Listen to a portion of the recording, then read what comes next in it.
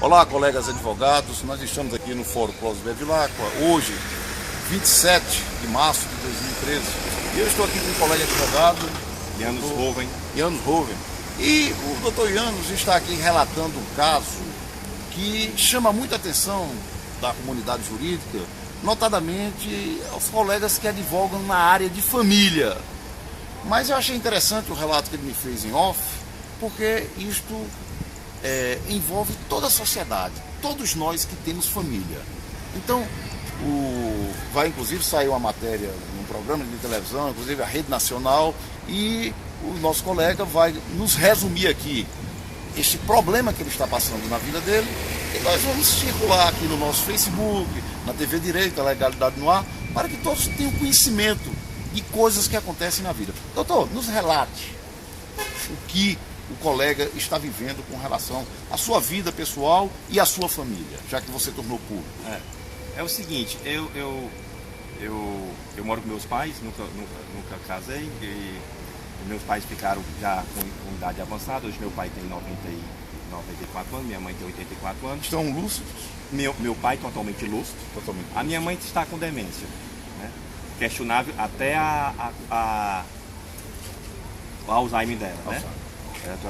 É até questionável, porque não foi feita uma perícia médica, só um médico, né? E a medicação que ela está tomando é questionável também. Então é o seguinte, já há 2 anos eu venho sofrendo uma... São quantos filhos? Eram 9. Eram 9 filhos. Hoje são 6. São 6. Né? São 6 filhos, né? Vivos, né? Sim.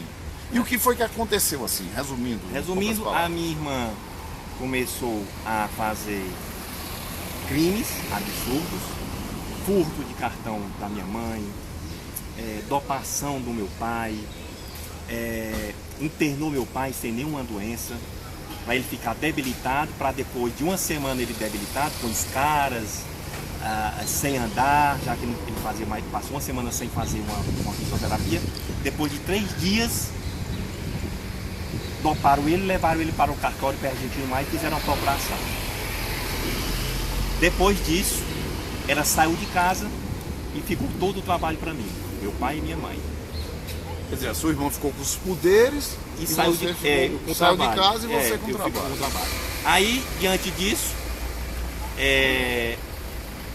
depois eu botei meu pai no spa, recuperei meu pai, ela deu queixa de mim, de que eu tinha sequestrado meu pai. Isso a minha irmã que morava lá e a minha mãe sabia onde é que meu pai... Ela é irmã de pai e mãe? Irmão de pai e mãe, certo?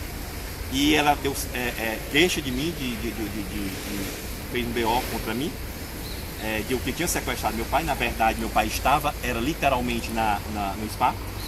E depois disso, o meu pai recuperado me procurou, me chamou e perguntou se poderia revogar a procuração. Eu fui dar uma olhada lá no cartório e vi que tinha condições de revogar os poderes. Revogar os poderes, né? Fez uma procuração de revogabilidade irretratável e nesse dia que ela foi passar o cartão do meu pai, ela se revoltou, foi ao banco, ao gerente, ninguém reconhecia ela, certo? Porque ela já tinha saído de casa, já tinha sido casada, né? Tinha retornado para casa e diante disso, dessa situação, ela foi na delegacia da mulher e prestou um boletim de ocorrência. Com base, naturalmente, na Lei Maria da Penha. Na Maria da Penha, dizendo que eu estava a perturbá-la, entendeu?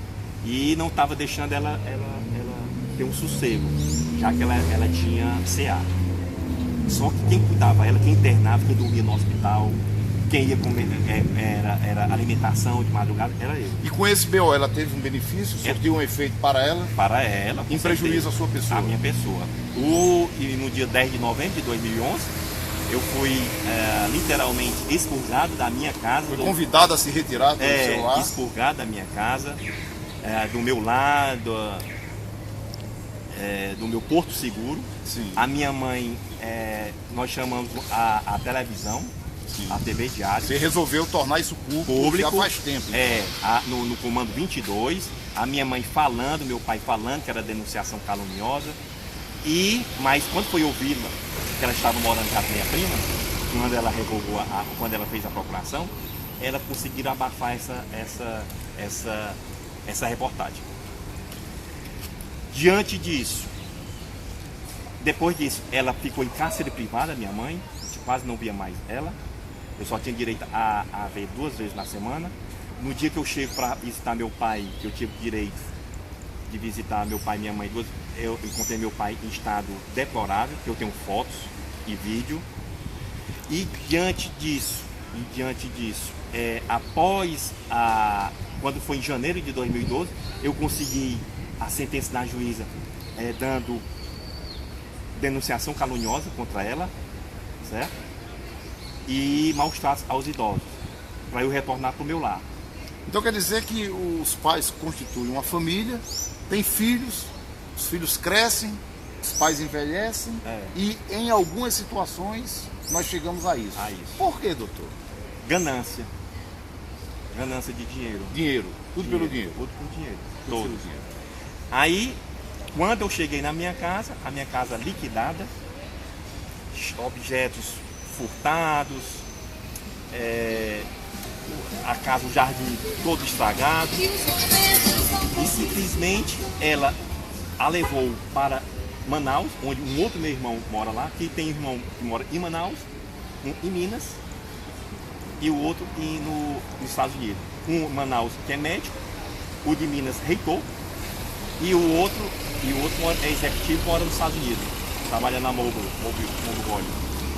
E diante disso, ela passou um mês lá, retornou para Fortaleza, não deu certo o intuito dela, ficou 3 meses em cárcere privado, minha mãe, na Vajota, alugou um apartamento mobiliado. Então, diante destes relatos que o colega está fazendo aí, você se sente injustiçado? Com certeza. É um absurdo jurídico. Por quê? A curatela provisória foi dada a uma pessoa incapaz. Ela tinha CA, não tinha nem condições de cuidar dela. E estava com ela, a provisória. Sim. E agora, a juíza deu a curatela provisória a um outro irmão que mora a 3.000 quilômetros, que botou pessoas incapacitadas dentro do meu lar, Sim. Entendeu? Para administrar, Sim. Longe, entendeu? Chamando, uma das cuidadoras chamou na minha frente a minha mãe de bicha bruta. Sim. Coloquei para fora. No outro dia, um irmão, eles são bem orquestrados. Nesse dia, o meu irmão estava lá em Fortaleza e queria colocá-la para dentro de casa. Essa cuidadora que maltratou a minha mãe. Eu sei. Então, como que pode um curador morar 3.000 quilômetros, faltando gás, Faltando os gêneros, primeira necessidade, o cuidado imediato. O cuidado imediato, a atenção, a fiscalização.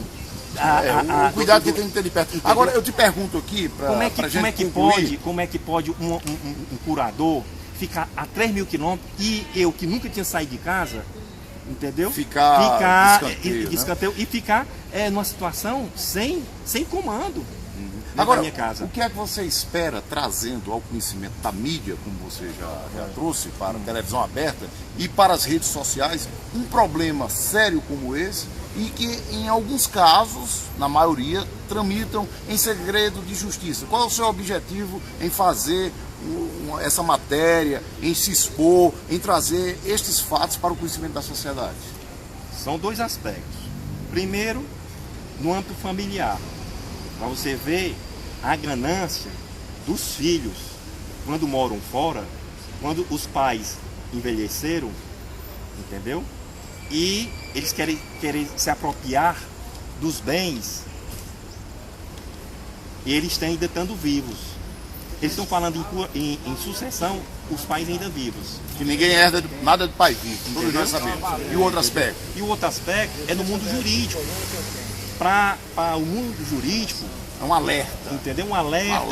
E quando Dr. Marcos Duarte, que hoje desistiu de disputar o 5º constitucional aqui na OAB, advogado especializado em direito de família, e muitos outros que temos aqui na nossa capital, como a doutora Vânia Lopes. Então, esse é um alerta que o colega faz aos operadores do direito especializados nessa área. Até quando chegar em sede de justiça lá no STJ e no Supremo, e no próprio Tribunal de Justiça, o absurdo que está ocorrendo de que um curador que nunca foi, que eles nunca tiveram atenção aos pais, tem que levar isso também em consideração, entendeu? Eles nunca tiveram em consideração aos pais, e agora está dando uma atenção, entre aspas, entendeu?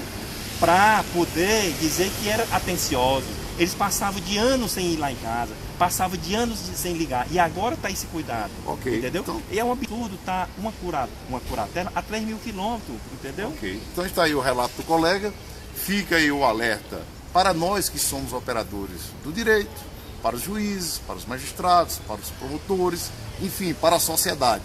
Isso sem esquecer que processo existe defesa, existe contraditório, existem agravos, existe recurso, mas infelizmente existem as injustiças. Não, também. mas com certeza, eu queria revogar essa, para ela reconsiderar, mas se ela não reconsiderar, com certeza no Tribunal de Justiça vai... Você acredita na justiça? Eu acredito ainda. Acredita ainda na justiça? Eu acredito. Então, pronto. Então vamos torcer para que seja feita a justiça e que a tua situação, junto com teus familiares, seja resolvida da melhor forma possível. Essa matéria vai para o YouTube, vai para o Facebook e, naturalmente, vai servir até de pesquisa para os juristas que atuam especificamente na área do direito de família. O meu pai se chama Francisco de Assis Lima Abreu. E a minha mãe é Ismênia Almeida Abreu. E você é o meu colega. E o curador provisório, certo? O curador provisório é Pedro Ângelo de Almeida Abreu, reitor da Universidade do Vale de Jequitinhonha. Entendeu? E para que também toda a sociedade lá de Minas tenha conhecimento dos absurdos e dos crimes praticados por ele contra os pais dele. Ok. E você é o meu colega advogado? Janos Hoven. Janos Hoven, OAB? 9.084. Advogando, atuando na EBA. Agora, advoga em quais áreas? Criminal e civil, mas no crime, mas agora não estou nem muito advogando porque nessa querela, entendeu? Mas está advogando em causa própria? Em causa própria, entendeu? E é bom advogar em causa própria? Não, e tem o doutor Marcelo também, o doutor Marcelo Farias está me auxiliando. Está me auxiliando. Não é muito bom advogar em causa própria. Não. Família, é horrível. Ok, doutor, boa sorte, muito obrigado a vocês. Tá bom. Um abraço. Obrigado, até mais.